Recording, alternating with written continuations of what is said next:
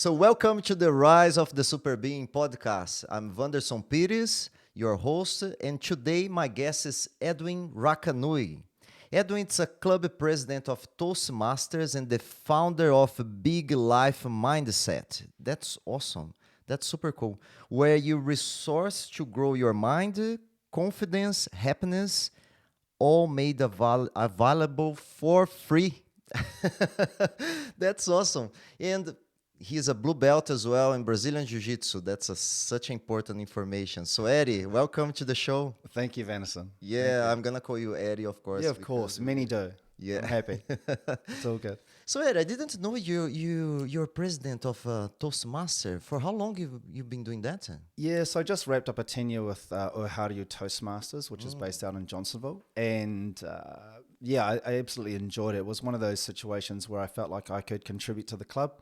I'd been at Toastmasters for a couple of years, and I felt like if I wanted to, I'm a person, I need to be involved.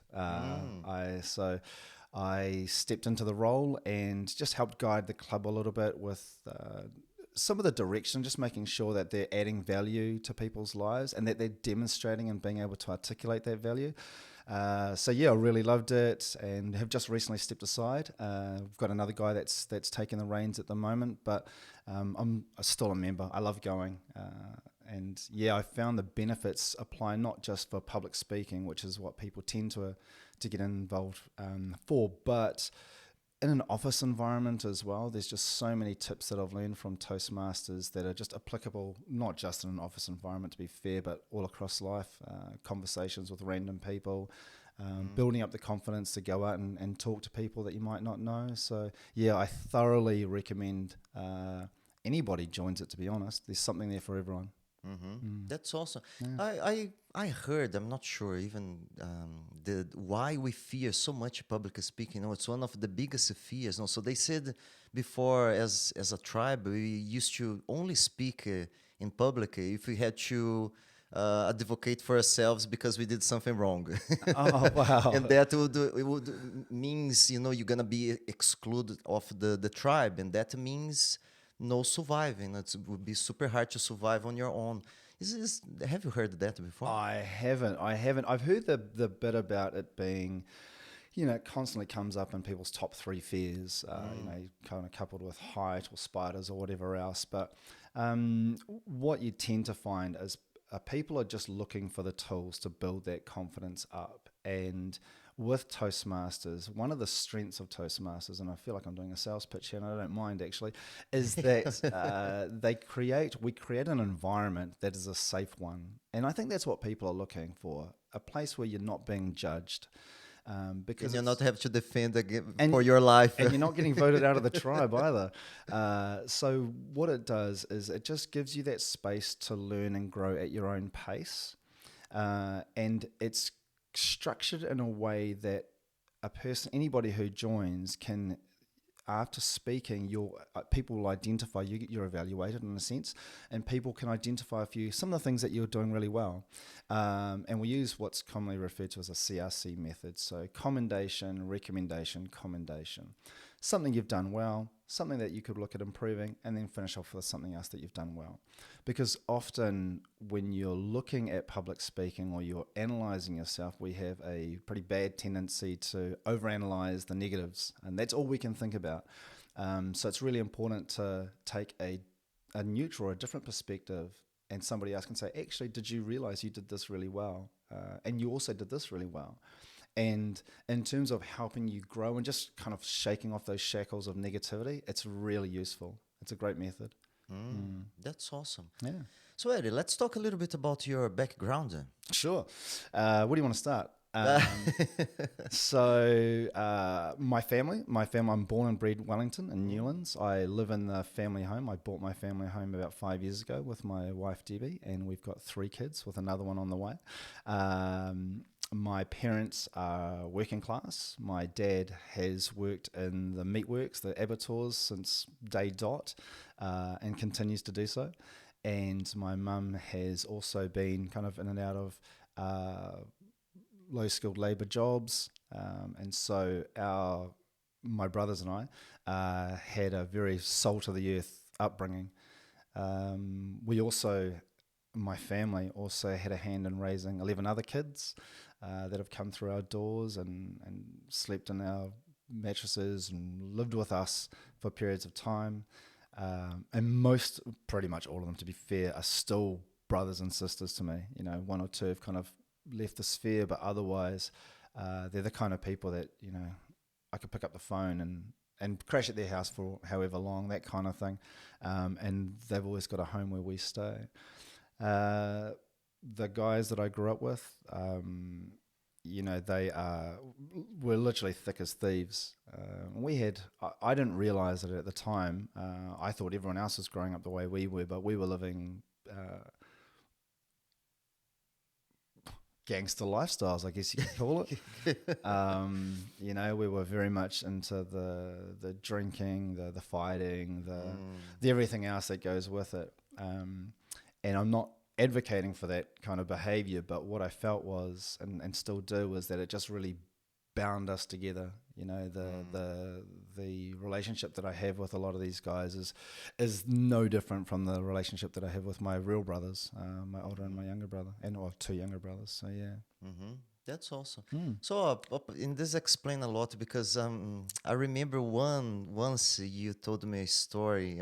So you came to a class, and you know, I asked about your day, and you said, yeah, so today it was pouring raining that day. And remember you told me about those two German guys who was in the bus stop, Yeah.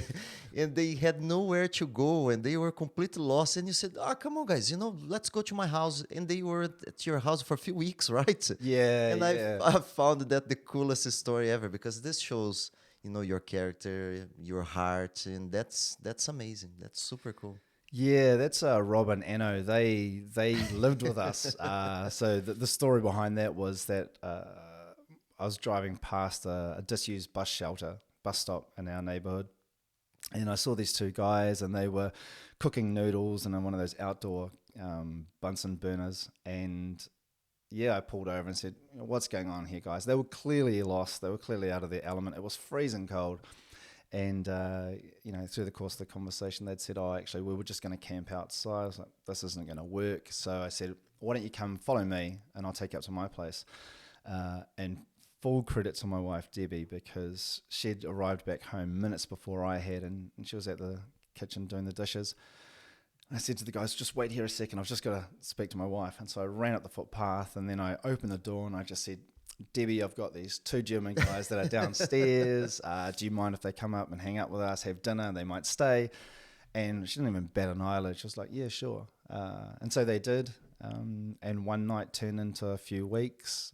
Then they went away for a little bit, toured around New Zealand for a spot, and then they came back and stayed with us again. And I still keep in touch with these guys.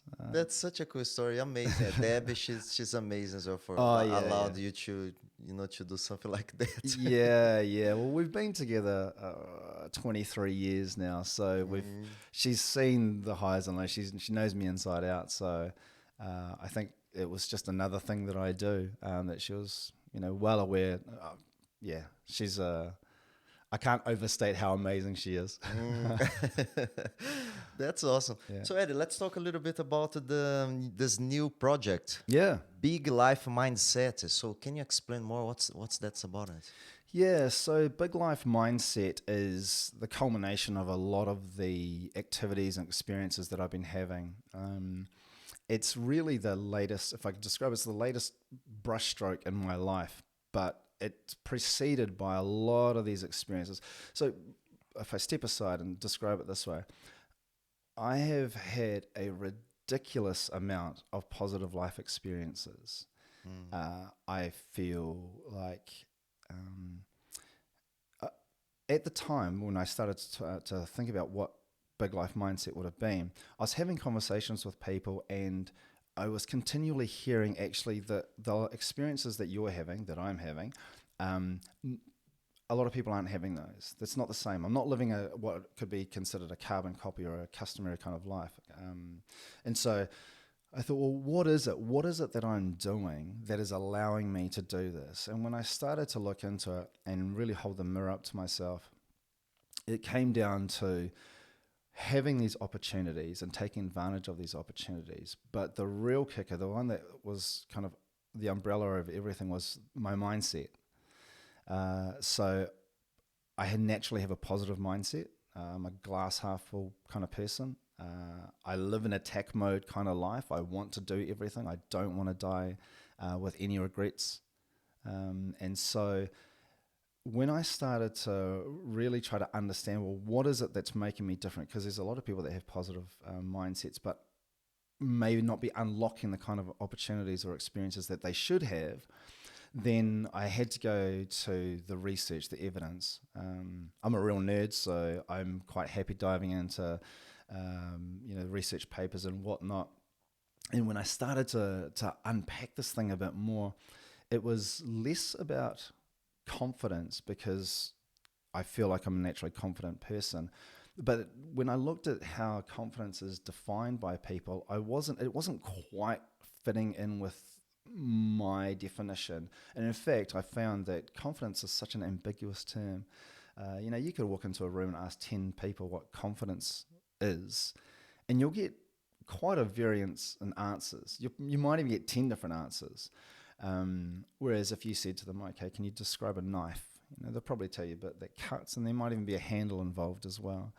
So when I started to dive into this research, I came across this concept called self-efficacy. Now, self-efficacy is described as how you perceive your capability of being successful at any task or situation. It doesn't really matter what that task or situation is.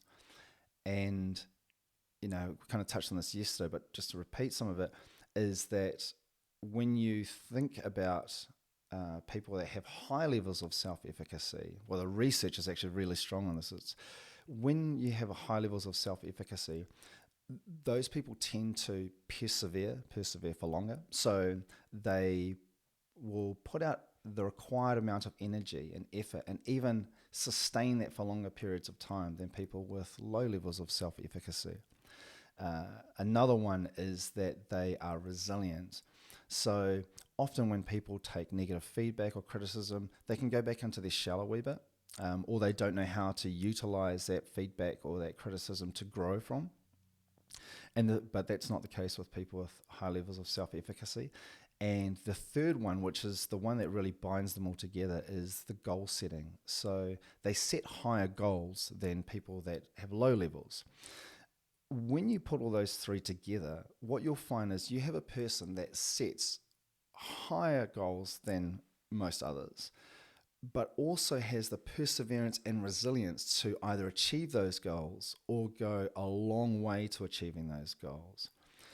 So if you think about a lot of the successful people that we look at, and whether that's a Tony Robbins or whether that's a whoever else out there, you'll find that they have those attributes.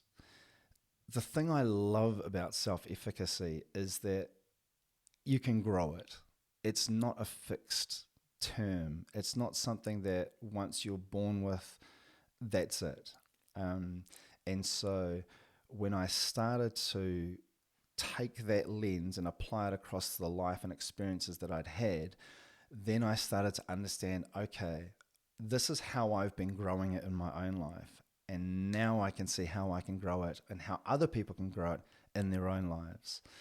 And so that's what brought me to biglifemindset.com, because I looked at a lot of the examples, a lot of the situations that people experience in life, and rather than just saying, hey, just do it differently or just be better at it, it's actually about giving people practical everyday tools that they can use in those situations. That's what brought me to it. That's awesome. First, I love the fact of you said you grow. What do you think was making you growing up as a positive person? Because normally we hear the opposite most of the time. So what do you think made you more a positive person? Yeah, I don't know whether it's a single thing. A lot of my upbringing was, we had a pretty rough upbringing at times, but it was surrounded with love. I had been, because we'd had so many people come through our house, and our family our extended family. I'm Pacific Island, so when we talk about family, we're talking about like your cousins, your second cousins, your everyone's. That's really big. And so I was exposed to a lot of different stories, a lot of different life stories from people. And I think having that exposure to people just allowed me to empathize with a lot more different walks of life. When I think about why I was able to grow from that is, some of my characteristics. I'm a critical thinker. I'm empathetic. I'm resilient. And you put me in certain situations, I'm going to want to learn about something. And so, one of the first things I probably started learning about was myself. And as I've gone older, I've been able to put that mirror up to myself a lot more often, and learn from what I'm seeing. An example would be, quite recently, a mate and I were talking about. I was getting mocked the other day, and for one of the first times in a very long time, mocked being someone was taking the mickey out of me, and for one of the first times in a long time, I felt myself getting quite defensive, which is unlike me. And then when I traced it back, I was like, it's because that's ego, like that's just pride, and I expressed this to him and another mate and said, this is what I felt like that was. And I feel like by being able to hold that mirror up to myself and being vulnerable and saying, actually, this is why I was thinking the way I was, and this is why I had that kind of negative reaction, it allows me to understand it more, to grow from it, to say, okay, well, what was it that was making me uncomfortable? Why is my ego triggering the way it is? And with these guys, these guys are some very close mates, brothers, and so. Yeah, I just find it's such a powerful way to be able to understand myself more and continue, and not to overuse the word, but it's the only word I can think of is grow, evolve maybe. That requires lots of self-awareness, huh? Yeah, I guess so. And I think that self-awareness and also being prepared to accept a lot of what you see. So... we often talk about being, insecurities or vulnerabilities, and I know some of your other guests have talked about it as well in that mental health sense, and it really is a case of just being able to understand yourself a bit more and just say, hey, I'm okay, I'm all good. There are opportunities where I can look at evolving if I want to, but I'm good. Why do you think, I think man does that more often than any other creatures? The mocking, why is that? I don't know. I think because I'm not the type of person. I don't like to, I get mocked a lot as well because especially by my wife, by my accent and all of that. And I found it so funny, but, normally means it's a very interesting way to try to communicate with each other, and I don't like that because I don't do that. For me, I like to have conversations. Of course, I'm not saying, we can joke here and there, but even the jokes, I'm very careful. I'm I don't want to put anybody down. So I always in sometimes those mockings, can push it some very, very funny buttons on us, and lots of people can react very badly to that as well. And I don't think I don't know, it's that healthy. Yeah, and I'm going to agree with you on this too, because I've more recently moved into a space where mocking someone is, I still do it, don't get me wrong, and there's times when I laugh at my own jokes, but there is an element of it in that if I'm doing it and that it's being experienced in a negative sense by the person that's receiving it, is that actually what I want to be doing? And so it's something that I'm still kind of playing around with in my mind. As to the origin of it, I can't speak too much about that, but with Pacific Islanders, it's a way of, like, it's almost like this mutual suffering. Like, we can all just take the mickey out of each other and just kind of strip back our egos a wee bit, just to, so that I guess we're all on the same level. It does have a not to overanalyze it, but I wonder if it has like a hierarchical background where the person in the top kind of mocked everyone else, and then everyone below them can kind of.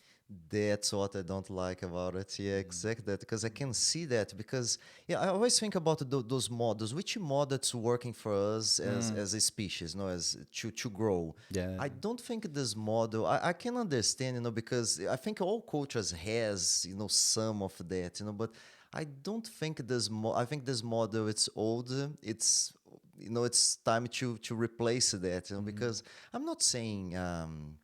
Yeah, we need to be serious all the time. I like to have deep conversations with people. I think we can get way more out of that. But yeah, I think this model. I think we should rethink a little bit more about this mocking thing because I don't see the point. I think that's create more harm than positive things. And I'm saying that based on, for example, stories I heard working as a volunteer at the prison. How many crimes, how many mistakes people make out of the mocking, because it's kind of we cannot expect everybody has self-awareness. Yep. Everybody has this emotional control of your feelings, and some people, especially if you mix mocking with alcohol. Oh yeah, you mix most things with alcohol, and there's going to change the dynamic of it quite quickly. But yeah, the mocking is something as well that, especially I guess if you don't have a deep relationship with the person, it can very easily be misconstrued. So what you think you're saying and the joke that's coming out of your mouth in your mind might be received totally different from the listener's perspective, or the person, the victim. So yeah, I can very quickly see how it could, it can just be misinterpreted. And there's a lot of things that can go wrong from there. Yeah. So Eddie, you mentioned about the difference of. So what's your definition of someone confident? Yeah, so And when I what think, changed your mind with the self-efficacy? yeah, it's a mouthful. We've got For a me. yeah. So look, the two are very similar. They do have a lot. There's a significant overlap. If I look at what the research is telling me, it was that, so when people think about the word confidence, it's quite a nondescript term. It is quite ambiguous, and so when it comes to self-efficacy, it's very clear. It's very well defined. So when people talk about confidence, it might be a strength of belief, but it doesn't often tell you what that certainty is about. Whereas self-efficacy is literally how you perceive your capability of being successful at a task. So to oversimplify it, I would say to people, you can be really confident. Like, you could be supremely confident that you're going to fail miserably at something. That doesn't work. That doesn't work with self-efficacy. That's a language that it just doesn't fit.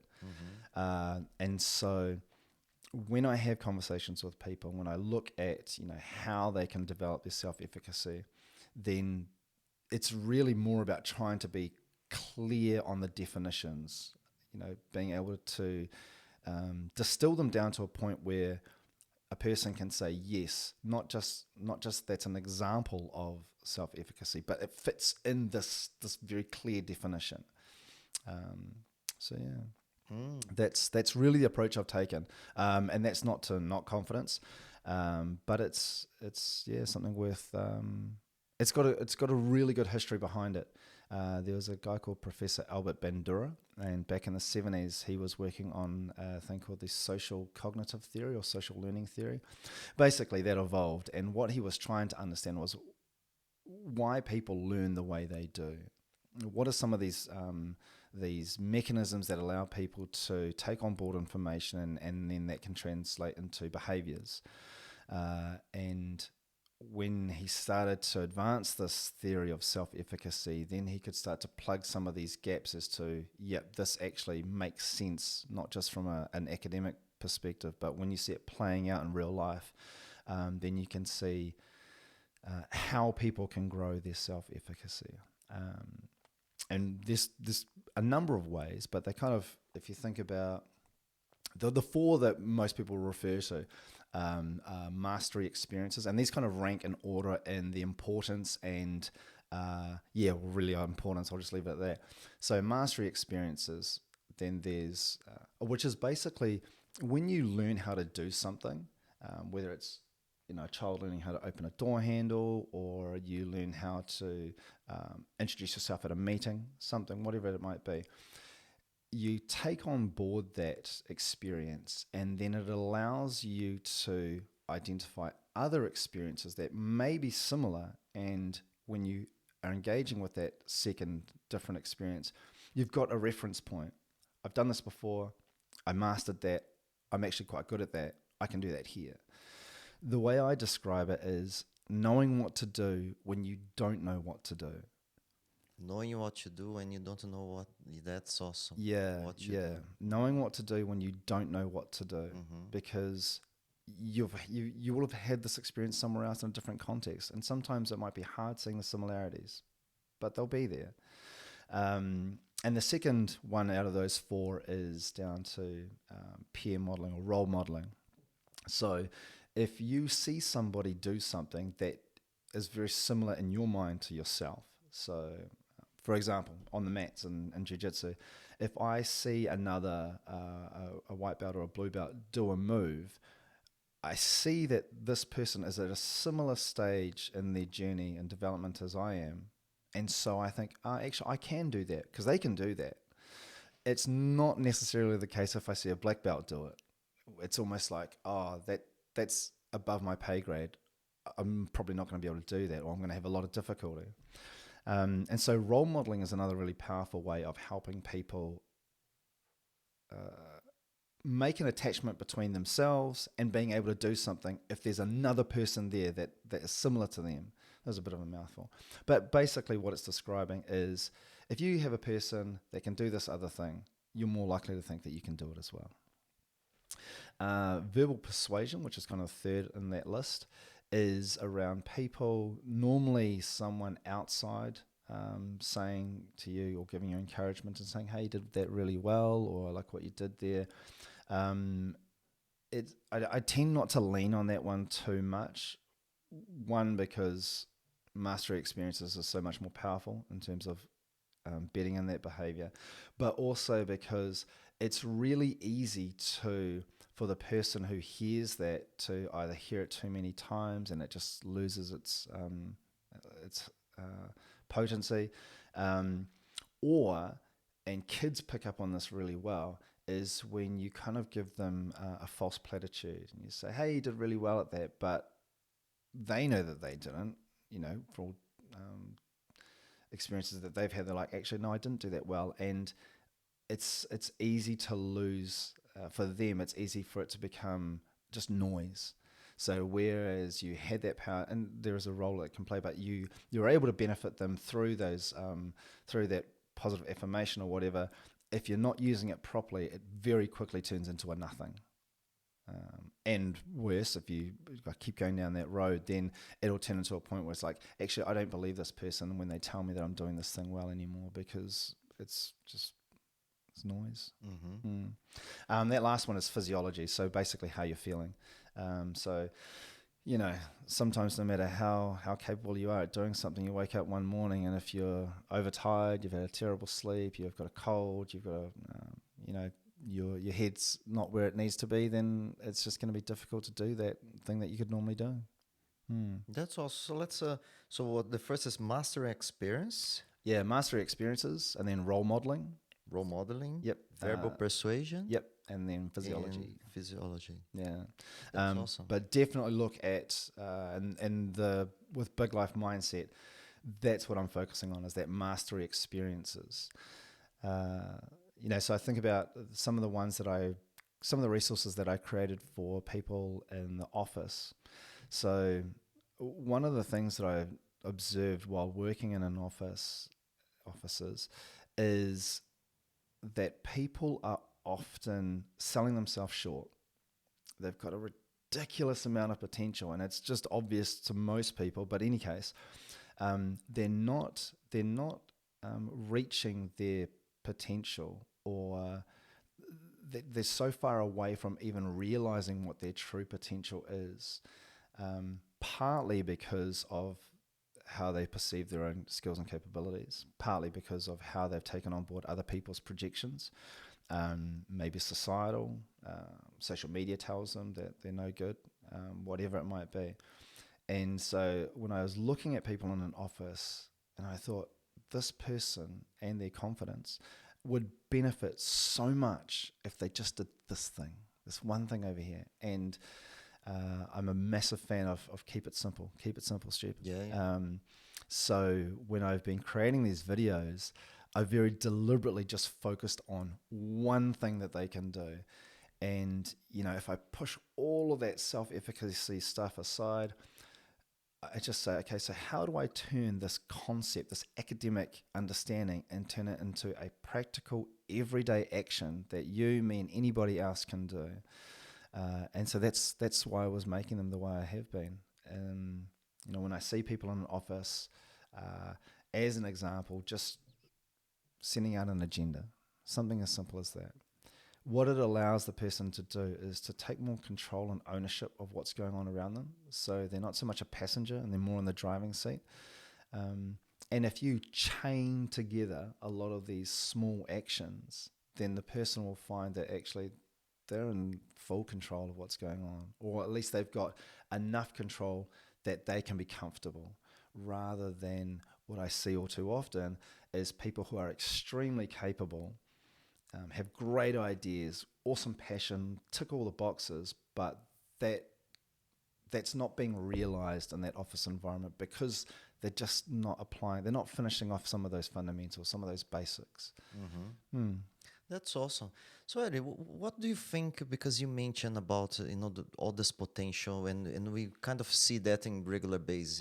You meet people, and we only need to do one thing, to open our ears, to listen to the person and to discover more, and of course to ask questions as well, to discover they have so much potential, but they are afraid to express that, and they are afraid to go ahead.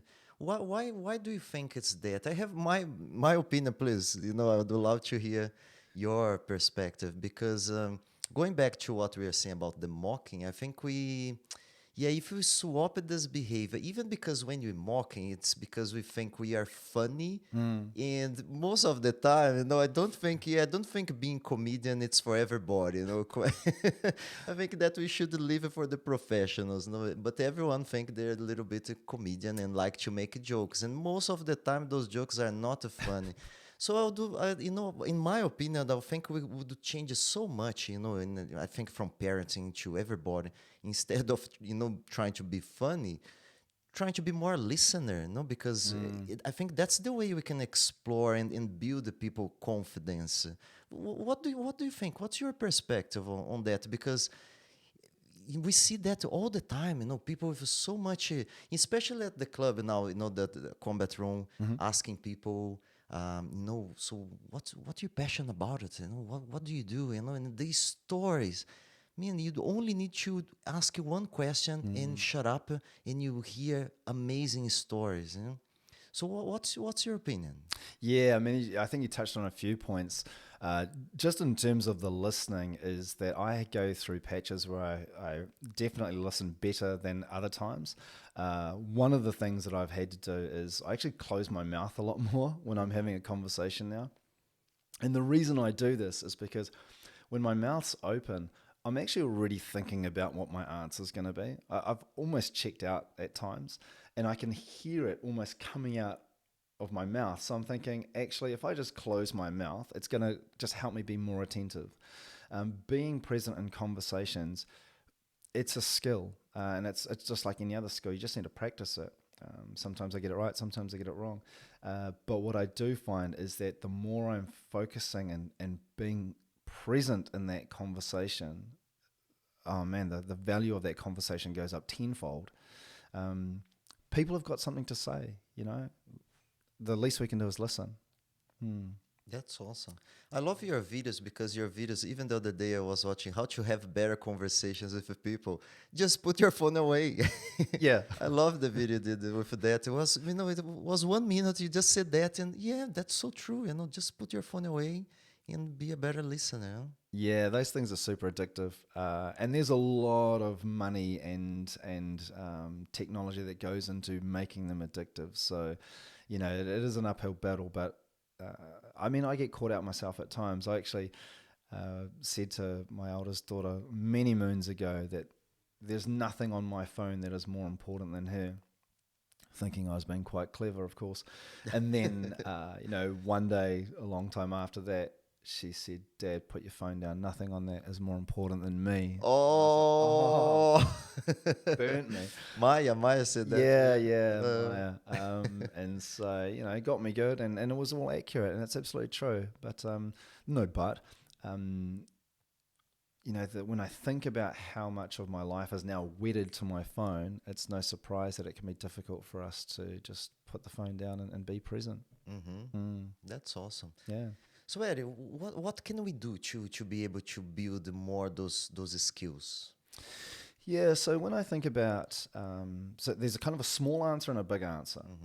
The small answer would be to look at some of the goals that you have, and I place a lot of emphasis on goal setting, and the reason I do that is because when you've got a goal in place, it allows you to then build a roadmap that has steps and a process to achieving that goal. If you find that you're struggling at getting your goals, then what I encourage people to do is just apply more structure to them. So by that, most people have heard of SMART goals. Some people have heard of WHOOP. That's another one that's quite clever as well. But what you'll find is that it's not enough to just say, and I use this example, it's not enough to just say, I'm going to meditate from now on every day. Because sure enough, I won't eventually. But what I can do is add some specifics to it. So the more specifics I can add, the more it's going to help me. So if I was to say, actually, I'm going to meditate in my room on the mat every morning at 8 a.m. Now, what those specifics do is I've just created a plan for myself. This is where I'm going to be. This is when I'm going to be doing it. This is what I'm going to be doing. So it doesn't need to be structured in a way that you've got 10 levels of detail. But what it has allowed me to do is say, actually, now I've got this plan, I can implement it. And the research is really cool on this. This is not something I've created. This is hard-fought research that shows that greater specificity, quantitative specificity in your goals will help you to achieve those goals. That's the small answer. The big one is the one that I believe is the most powerful that people can put their energy into, and it's defining happiness, what happiness means for them. And so that's consumed an extraordinary amount of my thinking, but I'm glad that it has, because I feel like that having a definition of that acts as my North Star. That's the constant. I shouldn't say constant. Because it will change, but that's the thing where I can align all of the things that I'm doing towards it. Because in my mind, if I'm not doing something that is aligned with my definition of happiness, then I have to ask myself the question, why the hell am I doing it?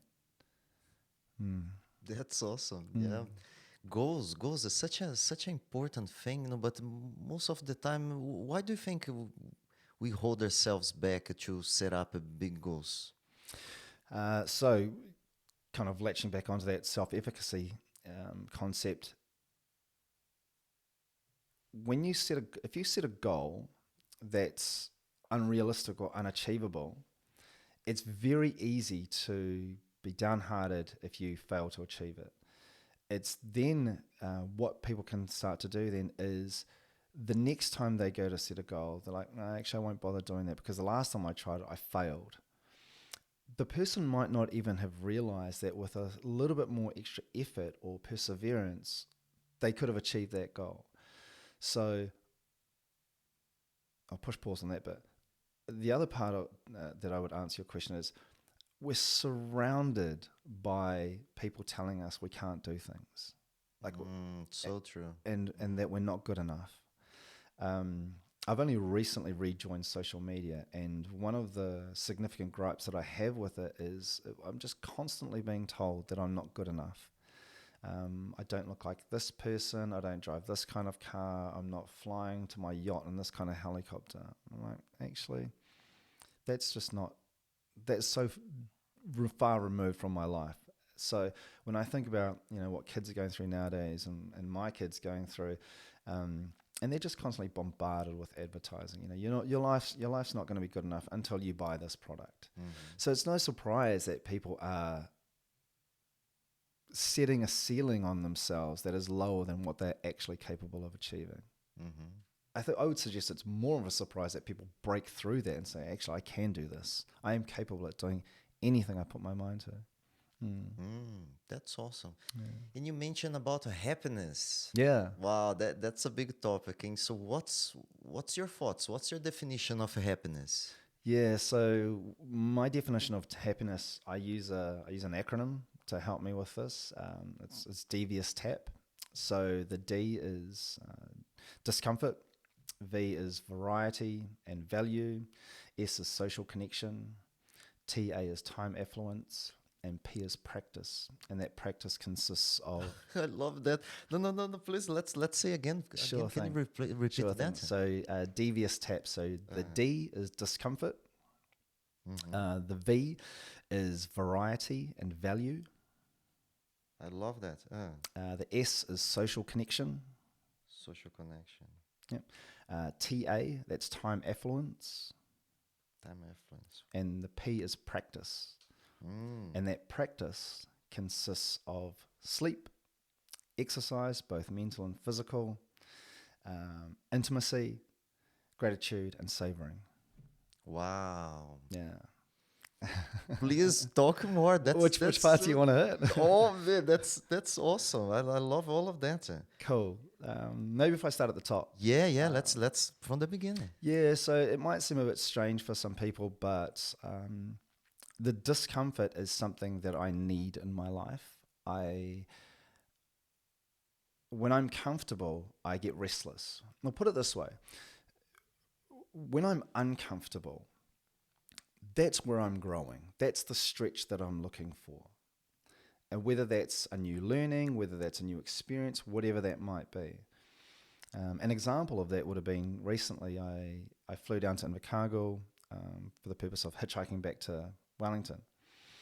And so I knew that Just for fun? Yeah. See, Eddie, that's awesome. I love that.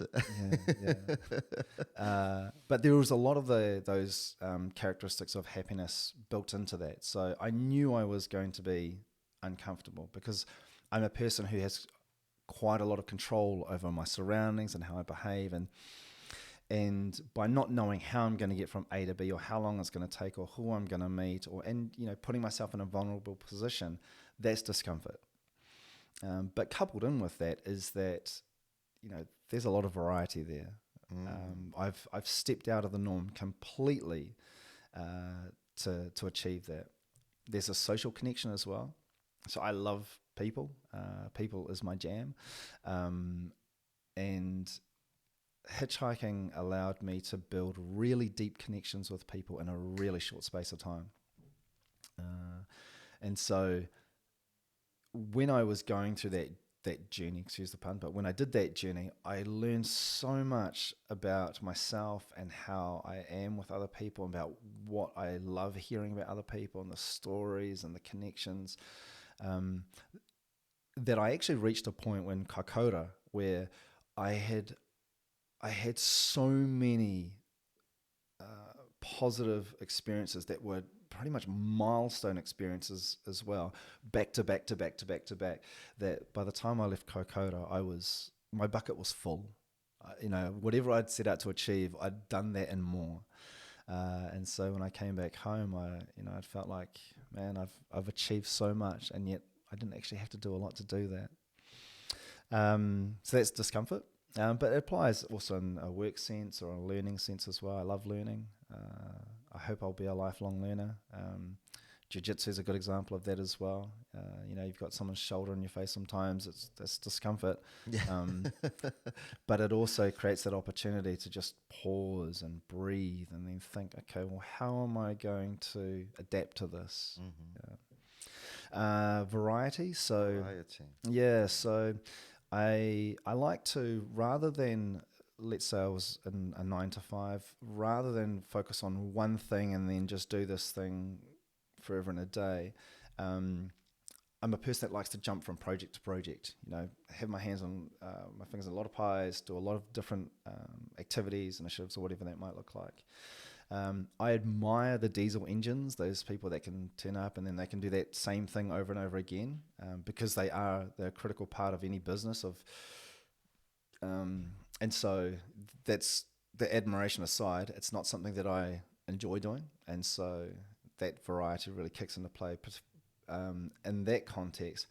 And then when I think about it in my personal life or outside of that 9 to 5, I do Toastmasters, Jiu-Jitsu, I'm a wedding celebrant, property investor, family man, XYZ on top of that. I dance with 2 left feet. I can't get enough of life. So that variety that encompasses the variety. Value is an interesting one because it's one of the ones where it actually places an emphasis on other people's perceptions of my value. So I was working at an organization. I won't name them simply because I might end up working there again. But I felt like, don't burn your bridges, folks. But I felt like they didn't understand what my value was. And it's important to me that if I'm giving my time and my energy to someone and I'm making that commitment to them, that it's reciprocated in some way. And so some of that actually, as you can see, it sits outside of my sphere of influence. Like I could provide all the value that I can, and if they don't pick it up and run with it, then It's not gonna work. It's not going to work, no. And so I left that place. I left that place without a job to go to, with a mortgage, with 3 kids. I was looking after mum, still do. And so it was just about saying, actually, that's how core it is to me. Like this is a characteristic of how I've defined happiness. And if I'm not finding it here, then I'm quite happy to go elsewhere and have that recognized. With the social connection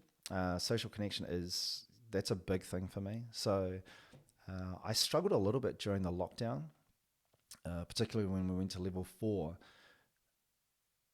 Actually, I'll flip that around. It wasn't so much that I struggled with it. It was that when we came back out of it and I was having these conversations with everybody, I realized how much I missed social connections. Deeper the better. And I absolutely love just really connecting with a person beyond just the kind of hi, bye, see you in a lift, whatever. And in fact, when I think about when I've enjoyed work the most, it's always been about the people.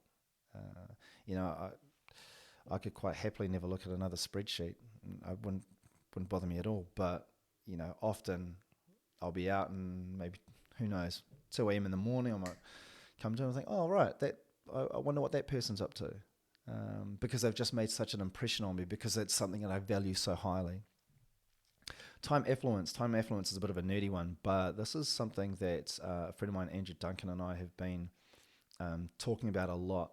So time affluence is described as the time to do whatever it is that you want to do, even if that thing is doing absolutely nothing at all. Yeah. Interesting, yeah. Yeah. And so why it's so important to me is because I'm not here for a long time. None of us are. And I don't want to be in positions where I'm doing something that I actually don't want to be doing. I could pretty much almost calculate how many years I've got left, based on family, based on stats, whatever. And I know it's not a lot. So I want to make sure that when I'm using this time that I've got left, it's on things that mean something to me, like my wife, like our kids, like our family. People could use that time to, or I could use that time to give to charities, to mentor, to do whatever it is. And I love doing that. So I need to put myself in a position where that is more realistic. That is something that I can do. Now, time affluence is something that you can actually measure. You can monetize it. It's sometimes a dirty word, the monetization, but realistically, you can monetize time affluence. And the way you can do that is by calculating how much your lifestyle costs are. And then Angie's going to correct me on this, but essentially you multiply that by 25. And then if you have that cost by 12, then by 25, if you have that figure and you put it in investments, you could live off the interest. You could live off what that returns. So you don't have to work anymore. Even getting halfway there is going to unlock some of that time affluence. So you can use that time to do more things that you want to be doing, like this conversation. This conversation is actually a perfect example of time affluence. We put ourselves in a position where I've got the time to do this because we've put aside the money that I don't need to be working right now. I don't have to be in a job pushing a keyboard right now. So utilizing that money and realizing that that's simply a tool to create this opportunity that I can take advantage of, that's very much within that idea of time affluence. I thoroughly encourage everybody to have a look at it and think about it because, yeah, So can you it's explain? really So tough. the formula for that is 25 times. Oh, God. We should put this in the link or something. Okay, let's yeah. do that because I I'm think not everyone. the maths guy. I'm the concepts guy. Yeah. Yeah. I want to learn, and I think our listeners and the people who are watching us, it's Yeah, gonna we'll put it be up somewhere. yeah. Yeah. So it's I 25 think times what so. you. You take your lifestyle costs for a month, Mm. and what we did was we calculated for level 4 lockdown. And the reason we did that was because if you were to have this conversation with anybody else, you're now able to compare apples with apples because we all went through level 4, right? Mm-hmm. There's a little bit of it's a little bit manufactured because your level 4 living costs were quite different to what your today costs might look like. But ultimately, it gives you a baseline that everybody else can refer to as well. That's interesting. I never thought about that. Yeah. And then you multiply it by 12 to give you a year, and then by 25. They call it the rule of 25. I'm not the maths guy. Yeah, I'd like to know why yeah, 25. I don't know. I think it stems from there's an acronym for everything. FIRE, which is Financial Independence, Retire Early. And I think it's from there they devised this figure, or this calculation, I should say. It's the calculation itself. That's the powerful bit once you understand that. Because like a lot of things, it can be broken down into smaller parts, smaller bite-sized chunks. Now, when we worked on this and we came up with this figure, then it was understanding, okay, what kind of levers do I have available to me to get that figure? And so I'll go a little bit off topic here, but anyway, so we Andrew and I sat down in his garage, and he's got a living area downstairs, and went through this process, and we asked the question, if I didn't have to work at all in 4 years' time, it's actually 3 years we started with, but in 4 years' time, what would that look like? What needs to happen? And in order to do that, we had to monetize it. We had to monetize my lifestyle costs, then take that mathematical calculation into consideration and say, right, now this figure here is 100% time affluence. What are the things that I can do? What are the skills? What are the investments? What are the levers that I have available to me that will allow me to hit that figure in that period of time? And that's things like, going to work. That's things like investing.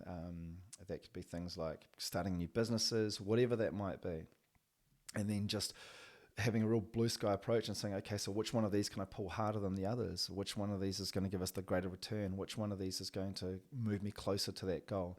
Now, that's not to say that everything I do and everything I like to do is financially driven, because that's just not the case. But it does give me something. It gives me a yardstick. There's something I can measure this with to say, okay, this is going to make this kind of contribution to that goal.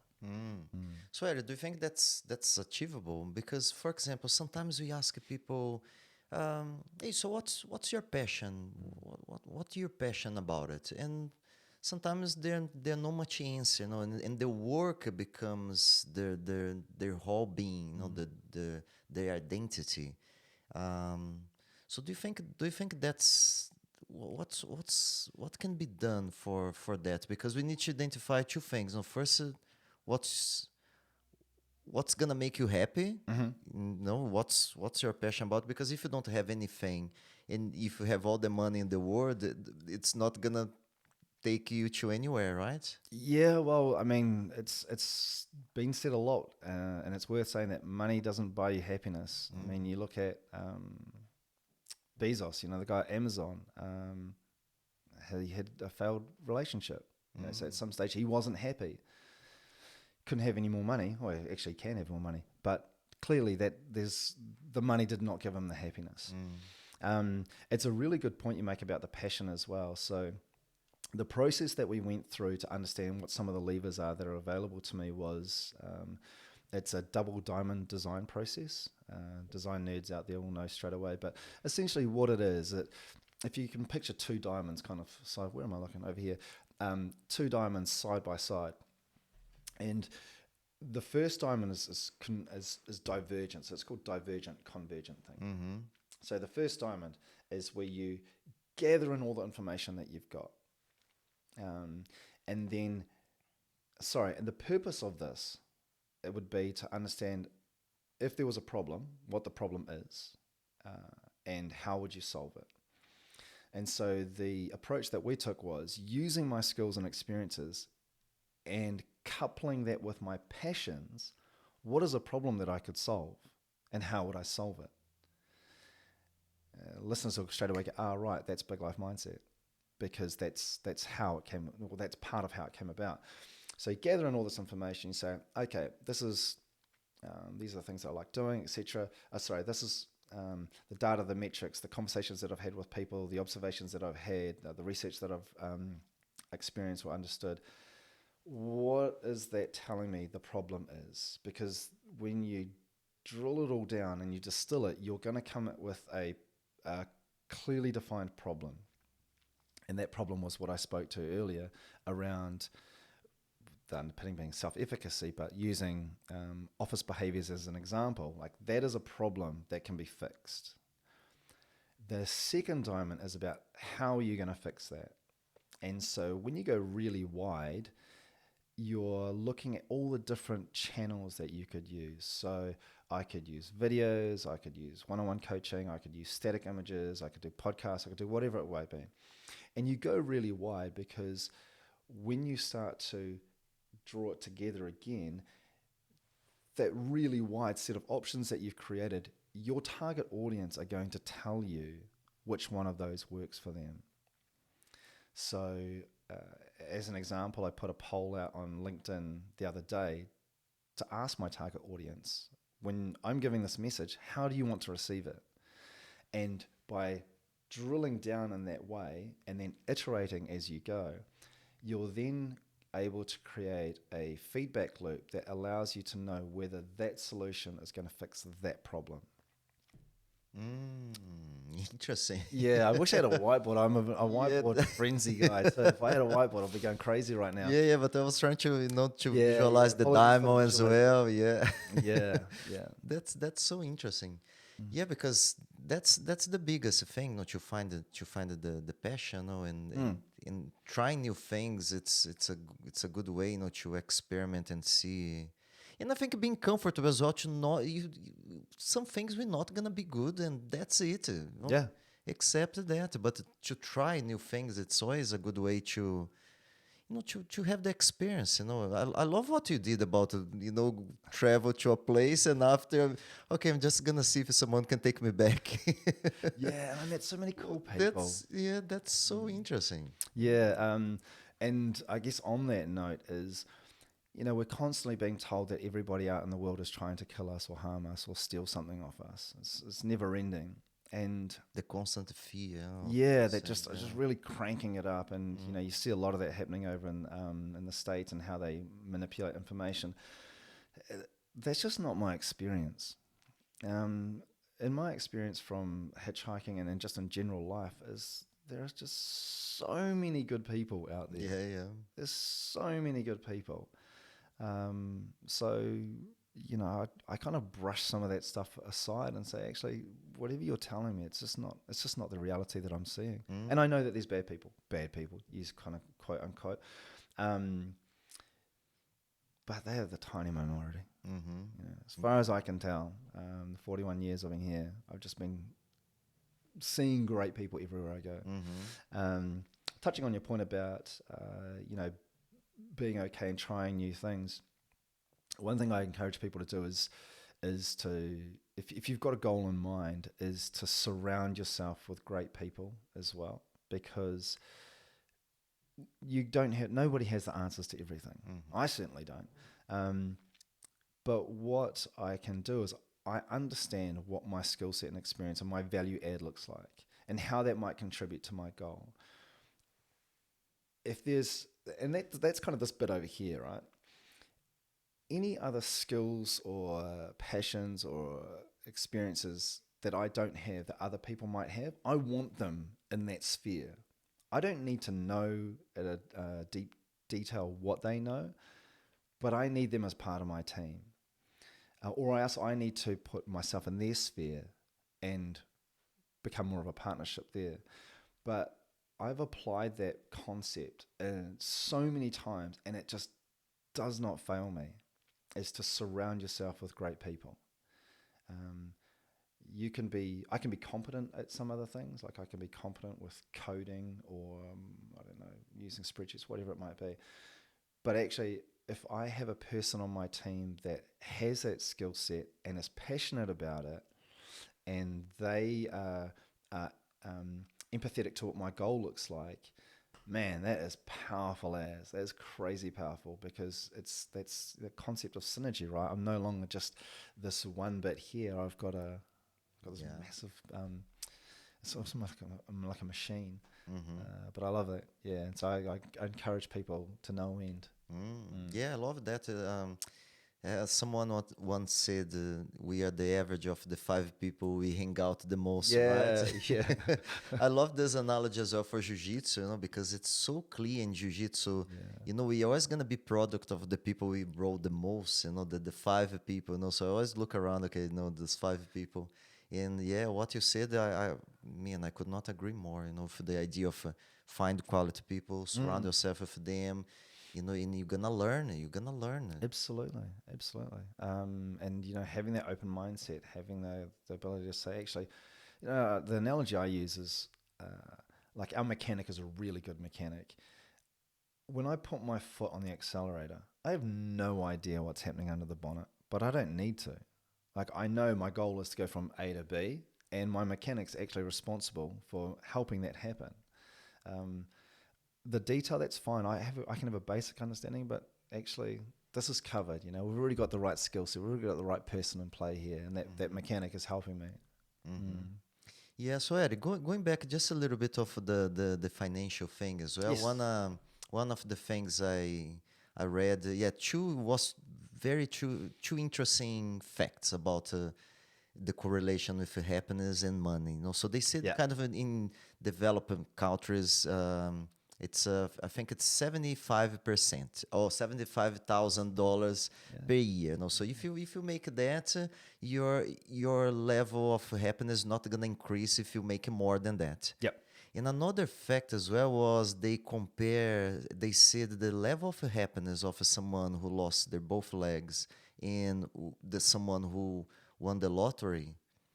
After, I don't remember exactly the amount of time, but it's kind of in 6 months, something like that, they level up. It's the same.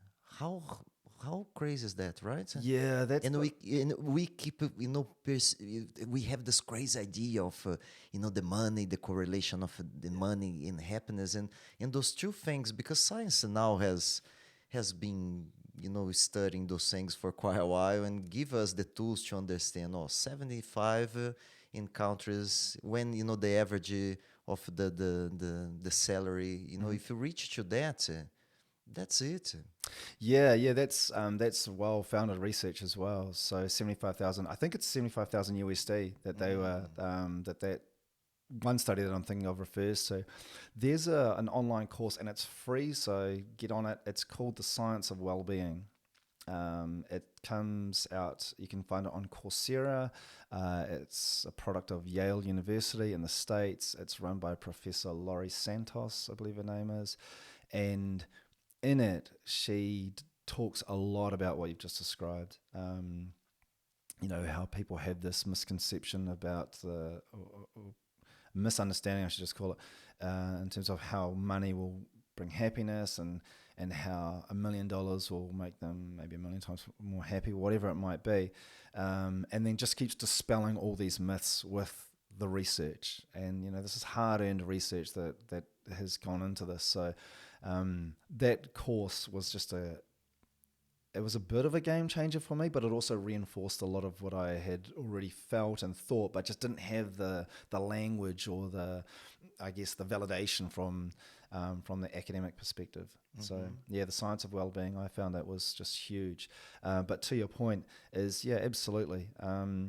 When I've traveled, and I've been fortunate to travel a lot, and I've found the most hospitable, the happiest people I've encountered, whether it's in the slums of Delhi or in the favelas of Brazil. You've been to Brazil, yeah, right? Man, yeah. I got some crazy stories, doesn't everyone? Just the most welcoming people. They definitely didn't have money. Just being in favelas. I mean, I was hanging out with gangsters in favelas, and they're just welcome, just people. I wouldn't suggest that they had a lot of money between them. Mm-hmm. And so I just feel like we're kind of bombarded with messages about how you need to have the yacht and the 2 million followers and whatnot. But yeah, that just doesn't ring true in terms of that making you happy. Mm-hmm. Mm. Yeah, that's awesome. So Eddie, if someone, because you're doing, you're coaching, so if someone it's kind of feeling lost and come to you, what's the first advice how do you start your work with someone who comes to you and say, hey Eddie, I love what you're doing, but I'm feeling a little bit lost. Can you help me? Yeah, the first thing is just building a relationship. I think before starting to apply concepts and tools and everything, it's just understanding who the person is. I find when I'm having conversations with people, that's where you start to unlock some of you can build your understanding of a conversation far easier than if I just sit there and push out these videos or images or whatever. Some of them they might pick them up, some of them they may not. They may resonate with some, they may not with others, but it's just through the course of conversations, like actually building connections with people. And luckily for me, that's what I love doing. Mm-hmm. Yeah. So it's, cool, this is great. And then understanding, okay, so what are some of the things that they're looking for? And it's ultimately the conversation is going to go back to how have they defined happiness? Mm-hmm. Because when they start to, and nobody needs to have a concrete understanding of it, not by any means, but people have a gut feeling as to things that make them happy and things that don't. And so once you start to articulate those things that make you happy, then you can start to have line of sight between the things that you're doing and whether that is part of your happiness, whether that's contributing to your happiness or not.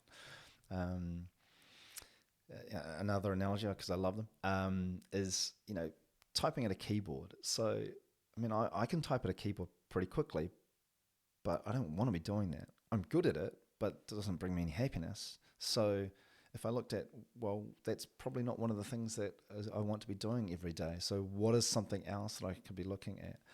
And that's the kind of conversations I have with people. It's like, okay, well, what are you currently doing now that you enjoy? What do you enjoy that you're not doing right now? And just build that understanding, Mm-hmm. Eddie, that's awesome, and lots of good information here. So Eddie, now I'm gonna invite you. I'm gonna play a little music.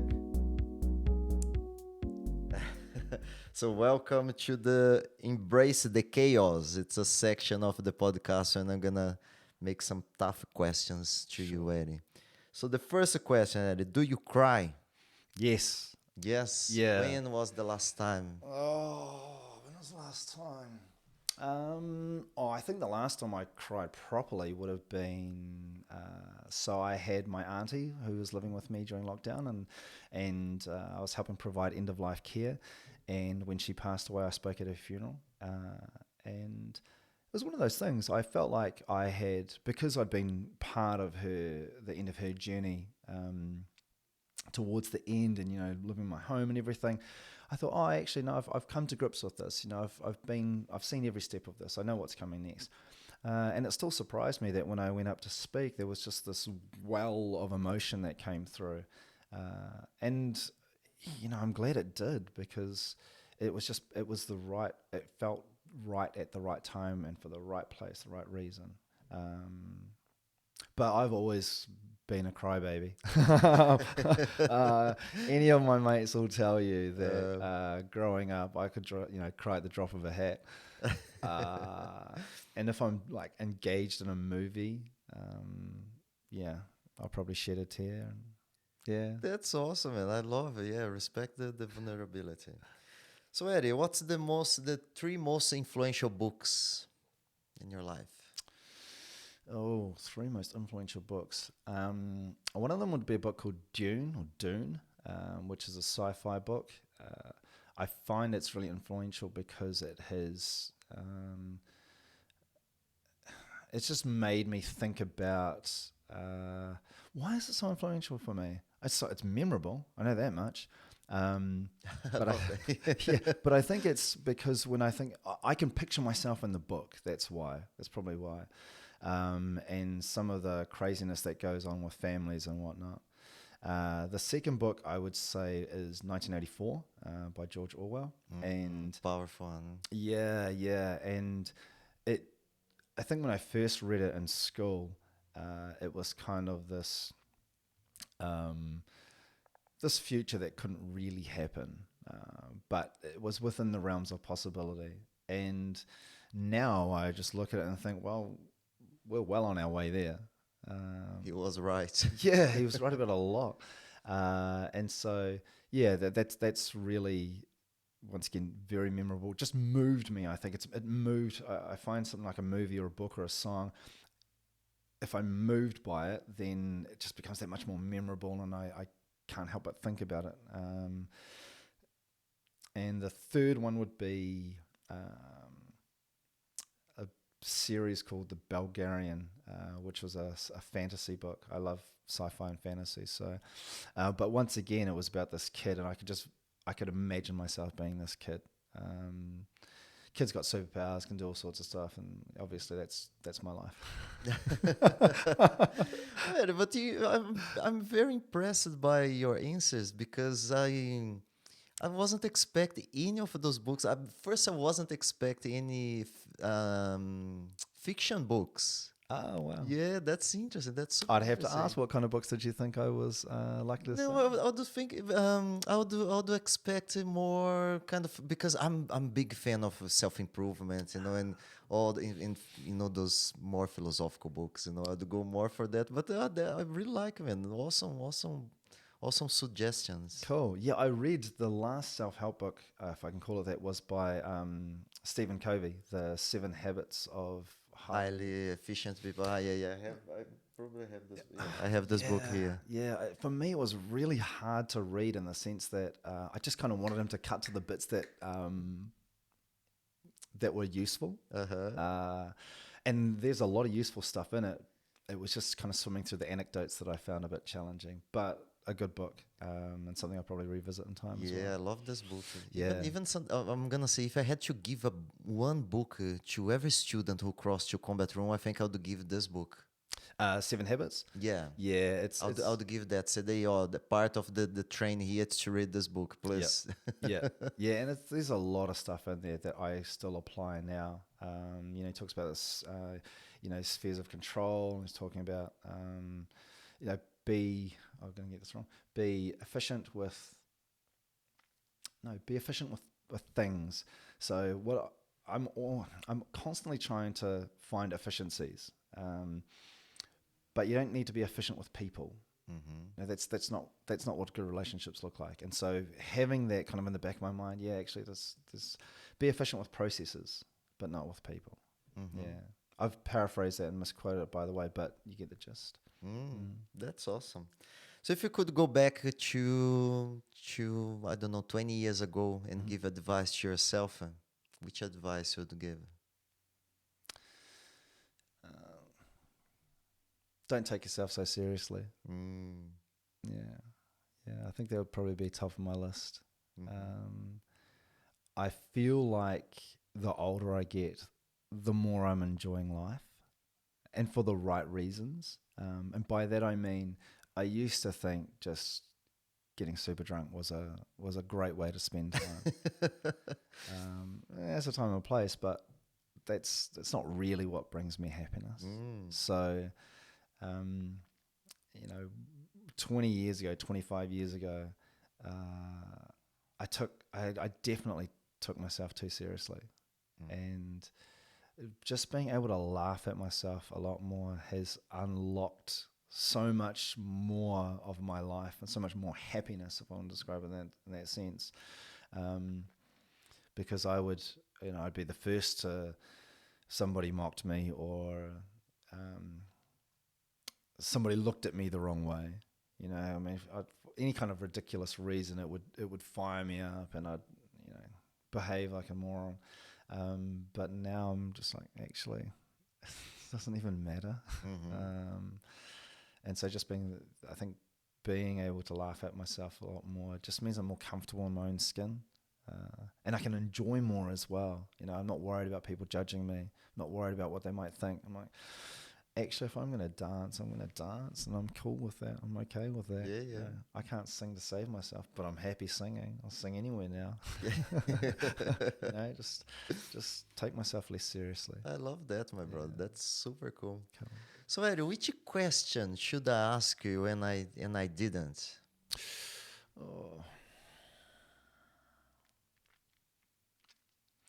I thought you would have asked about insecurities, actually. Oh, really? So please. Yeah, so I thought you would have asked me if I had any, and if I did, what they were. And I'm going to answer that. But the reason I thought that was because we often, there's a real reluctance to be vulnerable, particularly males, particularly in New Zealand, and especially if you're a Pacific Islander. This is not something we do or do well. And so having those vulnerabilities and being insecure about something is pushed so far down the conversation ladder that it just doesn't get aired at all. But what I found is that understanding the things that I'm insecure about has meant that I don't have this knowledge gap that's right in front of me. It also means that I can seek to understand it, address it if I need to, or just or validate it. So, with no further ado, my number one insecurity was about my wife. So, in my mind, not just in my mind, so she's amazing. She's, edit this or don't edit this, but she's going to blush. But the insecurity that I had, and to an extent still sometimes have, is that one day she's going to wake up and realize how amazing she is. And then she'll look at me and she's going to go, why am I with this guy? Okay. And so that was the one that I thought, that's the most, for me, it's the most revealing about who I am. And it was just such a burden to carry, this insecurity. But like I said, being able to speak about it and then having conversations with her and just saying, hey, this is a massive insecurity for me. And then hearing her say, it's not real. You know, it's not real in any way, shape, or form. And it actually took a lot of conversations, to be fair, because once, you know, I found when I had an insecurity that was that deep seated, one conversation wasn't enough to address it.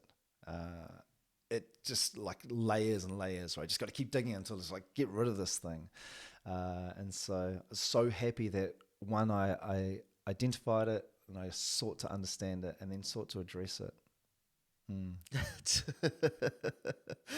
That's awesome. So, Eddie, the last question. What's the meaning of life? What's life about it?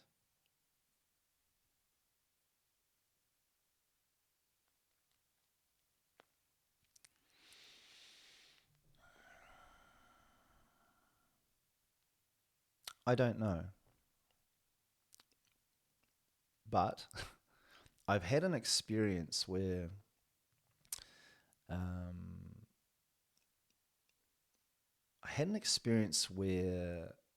I. Are you familiar with ayahuasca? Mm-hmm. Okay. Yeah. And in that kind of experience, I had an understanding, a bone deep understanding that me and how I've defined myself, how I see myself, and the ego and all the rest, all the characteristics that I have, and the rest of the universe. And sorry if I lose anyone here, but the rest of the universe, they're not two separate things. Like, I'm part of this fabric, just like everyone else. When I think about it in that light, I feel like I'm not struggling to find my way here. I'm actually already here. I find this hard to articulate as well. So I feel like I'm so much ingrained as a part of this universe, that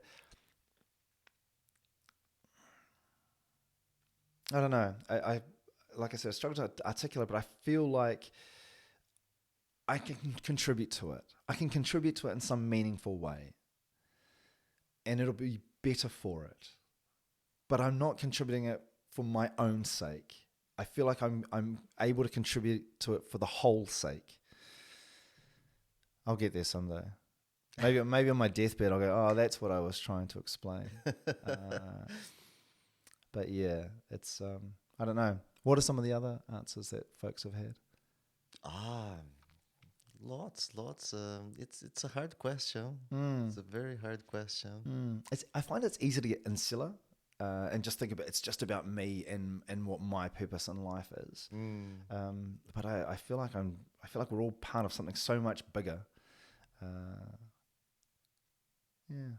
But I do know that I've got a lot to, when I think about what I want to do in life, and I don't know if it's being described as a purpose, but I'm going kicking and screaming all the way. I want to make a splash. I don't want to be lying on my deathbed with any regrets whatsoever. I want to have lived it in full attack mode, taking every opportunity, making opportunities, saying yes to everything, because that's gonna tickle a lot of those things. Well, all of those things that I find in my definition of happiness. I want to make a splash. I like that. So, Eddie, if people want to connect with you, what's the best way? Yeah, How sure. can we find you? Yep. So go to biglifemindset.com, and there you're going to see a whole bunch of resources that I've put out for people. They're freely available. I encourage you to use them. Give me some feedback, whether they work, they don't work. And from there, my contact details are there. So you can call me. My number is 022 624 6441. And the reason I say call me is because conversation's so much better than text. It's easy to lose some of the context and the translation when you go from emails and text or whatever. But I'm happy to be reached anyway. But yeah, go to my website. Love to hear your thoughts on what's working for you and how I can help, and then going from there. No. Yeah. My brother, thank you so much, Eddie. Thank you so much for your time. Thank you so much for your knowledge, for your vulnerability as well to Yeah, my come pleasure. here. And let's keep changing the world, right? Thank you. Yeah.